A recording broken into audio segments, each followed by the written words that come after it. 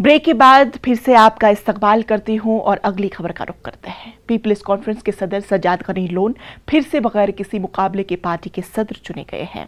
Party के senior leader Saeed बशारत बुखारी ने press conference से खिताब करते हुए कहा कि पार्टी के सदर के ओहदे के लिए 8 नॉमिनेशन मौसूल हुए थे, जिसमें से सज्जाद गनी लोन को मुतफिका तौर पर तमाम अरकान की जानिब से सदर मुंतखब किया गया।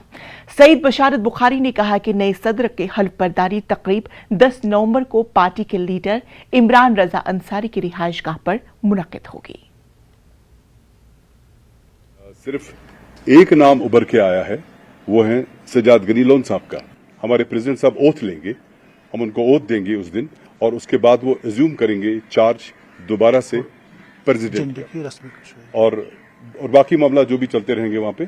तो ये ऑफिशियल फंक्शन होगा जहां पे हमारे सारे 732 ये डेलीगेट जो इलेक्टोरल कॉलेज है, हमारा जनरल काउंसिल है, वो तशरीफ लाएंगे।